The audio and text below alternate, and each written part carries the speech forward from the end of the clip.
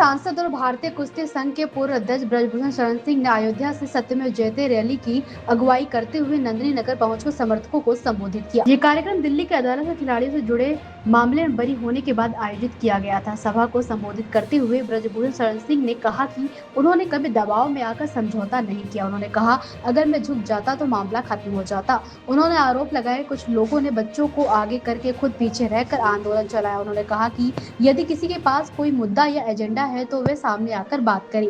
पूर्व सांसद ने कहा कि उनका मामला गुड टच बैड टच से जुड़ा था। उन्होंने दावा किया कि उन्होंने खिलाड़ियों को सिर्फ सम्मानित किया था और कोई गलत काम नहीं किया। उन्होंने कहा कि उनके खिलाफ इतना बड़ा आंदोलन जितना कई बड़े राजनीतिक आंदोलन में भी देखने को नहीं मिला। उन्होंने कहा कि इस संघर्ष ने उन लोगों को हिम्मत दी जो झूठे मामलों में फंसने के बाद टूट जाते हैं। उन्होंने फर्जी मुकदमों और पॉक्सो कानून के दुरुपयोग का भी मुद्दा उठाया। कभी बच्चों के पीछे, अरे भाई मैदान में आना है तो स्वयं का कोई एजेंडा लेकर के आओ। बहुत समस्याएं हैं इस देश के अंदर, एक समस्या नहीं बहुत समस्या है, लेकिन खुद आओ। शिखंडी की तरह शिखंडी के पीछे छुप करके ब्रजभूषण सिंह पर वार मत करो। करना है तो आओ, मैदान लो।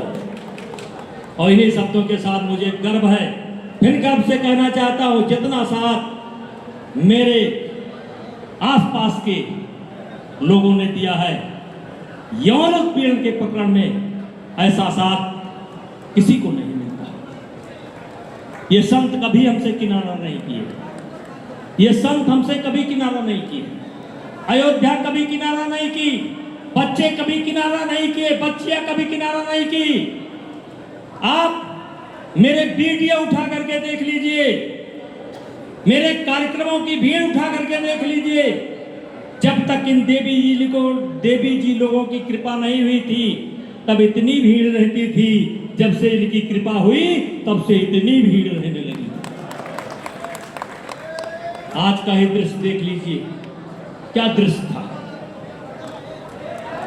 तो फिर मैं पवन सिंह जी, मैं झुक जाता तो मसला हल हो जाता, कार का कत्ल हो जाता। दिन मैंने कहा था कि अगर एक भी प्रकरण सत्य पाया गया तो मैं स्वतः फांसी पर लटक जाऊंगा। तब उसे मेरा अहंकार बताया गया था, वो अहंकार नहीं था। इसलिए मैंने कहा था। और भाइयों, मैंने बहुत सोचा कि ये लांछन मेरे ऊपर क्यों लगा। लांछन केवल गुड टच और बैड टच का है। मैंने किसी की साड़ी खींचने का काम नहीं किया है, लेकिन उसी को इतना बड़ा मेडल पहनाते पहनाते, गोंडा के भाइयों, मेरे अवध क्षेत्र के वासियों, दुनिया में आज तक डॉक्टर साहब इतना बड़ा आंदोलन कभी नहीं हुआ। डोनाल्ड ट्रंप के खिलाफ भी नहीं हुआ, किसी रेपिस्ट के खिलाफ भी नहीं हुआ। मेरे खिलाफ तो केवल यह था कि हमने मेडल पहनाया और पहनाते पहनाते टच कर लिया। मैंने सोचा ये आरोप मेरे ऊपर क्यों लगा।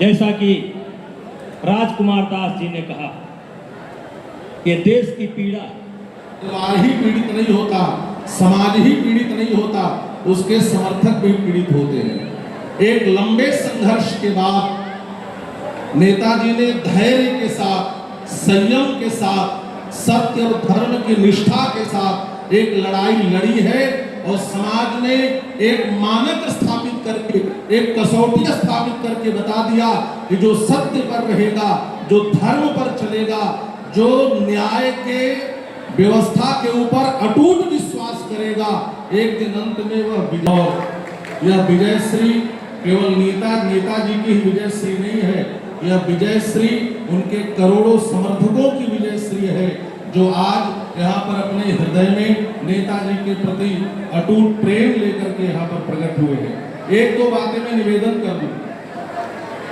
होता है सूर्य के ऊपर भी कुछ लोग मुट्ठी में धूल लेकर के उछालना चाहते हैं और वह सोचते हैं कि सूर्य ढक जाएगा। ऐसे मुट्ठी भर धूल कभी सूर्य को ढक नहीं सकते हैं।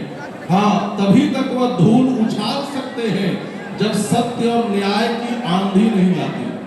और माननीय न्यायालय ने न्याय की एक ऐसी आंधी चलाई जिससे उछाले गए धूल उड़ गए और ब्रजभूषण शरण सिंह आज विश्व विभूषण बनकर के यहाँ पर आए हैं। एक नई चमक के साथ आए हैं, एक नई ऊर्जा के साथ आए हैं, एक नए जोश के साथ आए हैं। आप देखेंगे कि इस जीत के बाद इनकी चमक और बढ़ी है। सोना जितनी परीक्षा से गुजरता है उसकी चमक और ज्यादा बढ़ जाती है। मीडिया ट्रायल करने वाले शायद कभी नहीं सोचे होंगे कि कोर्ट ट्रायल अलग होता है और मीडिया का ट्रायल अलग होता है। बंधुओं ध्यान से सुनेंगे, मीडिया ट्रायल अलग है, कोर्ट ट्रायल अलग है। शोर मचा लेना आसान है, लेकिन कोर्ट में साक्ष्य प्रस्तुत करना कठिन है। समाज में प्रचार कर लेना आसान है, लेकिन अपने आरोपों को कोर्ट में प्रमाणित करना कठिन है। और नेताजी ने दिखा दिया है, आप शोर मचा लो, हमारे खिलाफ प्रचार कर लो, लेकिन साक्ष्य और प्रमाण की बात आएगी तो सत्य हमेशा विजयी होकर के आएगा। हो गए हैं, उनसे निवेदन है कि महाविद्यालय में वो पंडाल पर बैठ जाए। ये किस कार्यक्रम में कहाँ है? कौन कार्यक्रम में कार्यक्रम समाप्ति के बाद ही बच जाएगी, इसलिए अपने निर्धारित स्थान में बैठे। सरट सिंह के यहाँ पर आए हैं कार्यक्रम में। क्या कार्यक्रम है यहाँ? जैसे यहाँ पर वो है क्या है, वो किसी कार्य में जीते हैं तो वो एक केस चल रहा था उनके, वो केस लड़ रहे थे, वो आज जीत गए तो उसी के क्या नाम है आपका?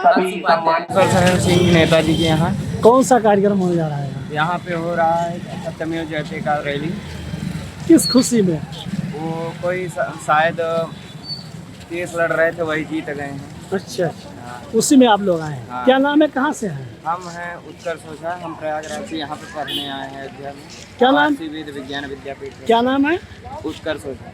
सत्येंद्र पांडे। कहाँ से हैं आप? थोड़ा वेद विज्ञान विद्यापीठ, ये परिक्रमा मार्ग अयोध्या। अच्छा, ये आज कहाँ पे कौन से कार्यक्रम में सज धज के आप लोग आए हैं, क्या है? सर आनंद सिंह जी के कार्यक्रम में हम लोग आए हैं, हाँ। आमंत्रित किए गए हैं। क्या नाम? पांडे। कहाँ से हैं आप? थोड़ा वेद विज्ञान विद्यापीठ, ये परिक्रमा मार्ग अयोध्या। अच्छा, ये आज कहाँ पे कौन से कार्यक्रम में सज धज के आप लोग आए हैं, क्या है? सर आनंद सिंह जी के कार्यक्रम में हम लोग आए हैं, हाँ। आमंत्रित किए गए हैं। कहाँ पढ़ते हो? महर्षि वेद विज्ञान विद्यापीठ उत्तर ये आज किस कार्यक्रम में आप लोग सज धज के आए हैं, सब पीले कपड़े में? माननीय नेता ब्रजभूषण सिंह जी की कोई मतलब पर्सनली केस था, उसमें विजय प्राप्त हुई है उनको। हाँ। बहुत बहुत बधाई हो उनको। हाँ। इसी उपलक्ष्य में हम लोग को बुलाया गया यहाँ पे ब्राह्मण सम्मेलन की तरफ से। कितने आप लोग हैं संख्या? 400+ छात्र। राजनीति हो या क्रिकेट, देश विदेश की ब्रेकिंग हो या आपके मोहल्ले की बड़ी खबर, सब मिलेगा एक ही ऐप में, सबसे तेज और भरोसेमंद। अभी डाउनलोड करें दैनिक भास्कर डिजिटल।